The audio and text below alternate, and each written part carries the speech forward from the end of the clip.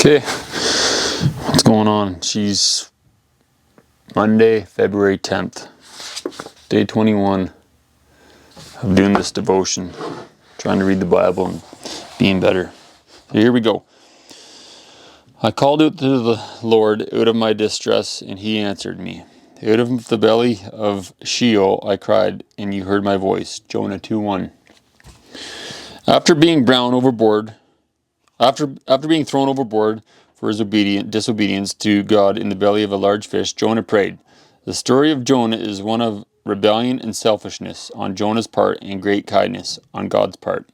When Jonah fled from his commission to preach to Nineveh, God could have let him go.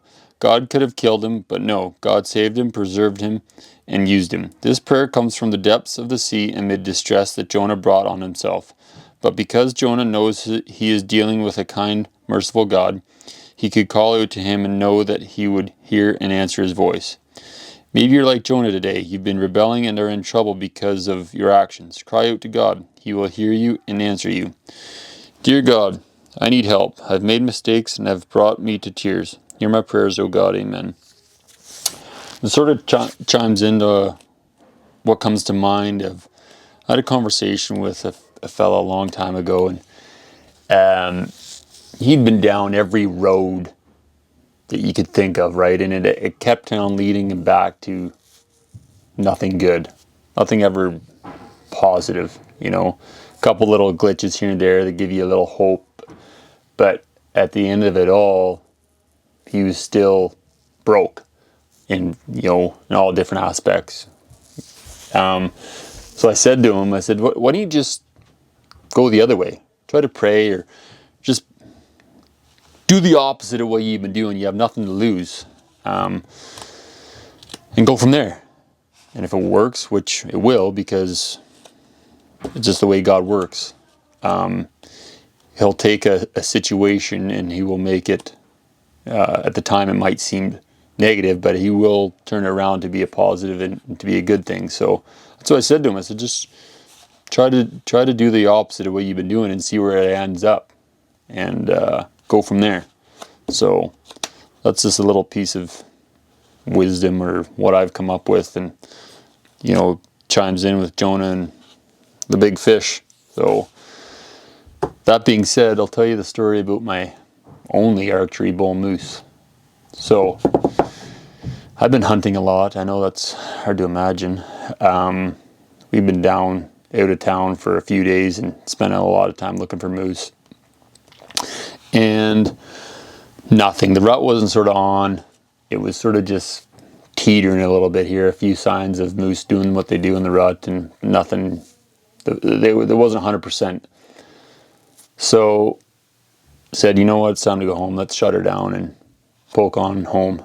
So me and the fella I was hunting with at the time, we had separate trucks, quads in the back of the truck, but we had little radios to talk to each other, and we were talking back and forth. And on the way home, I had called my wife, said, yeah, we're done, we're shutting her down, we're coming home. And I told her, yeah, I'll see your kids when I get home, and happy to see me, yada yada yada. And then shortly after that, we're coming down the highway, and my buddy rated me. He's like, should we just go up to here one more night? Because the season ended end of September. So we had one more night to hunt, and then the following day to hunt, and that was it. Archery season was over. So I'm like, okay, now I got to call my wife back and let her know I'm not coming home. So anyways, called her up. Said, yeah, I'm not coming home. She's like, okay, I'll be home tomorrow. So we get up to where we're setting up the tent that night, and come on in, buddy. Oh, thanks, Ava. Tea, thank you. Get up to where we were set up the tent. Had a cow. Nothing concrete. Nothing. No actions. Nothing. So went to bed that night. Got up in the morning. Last day of season. Got one last kick of the cat. Really. I let a cow call, and sure enough, I heard some grunting calling. I'm like, okay, here we go. And I'm 6'3", and the fella I was with, he was a little bit shorter than I am, so my strides are a little bit bigger than his are. So we patty caked her across this little swamp-like an area, and it sounded like the bull was going further away, and he just was over a knoll. He had two or three cows with him. He was just hung up. Anyways, we got to I don't know, 30 yards, but he was on the other side of like a alder strip.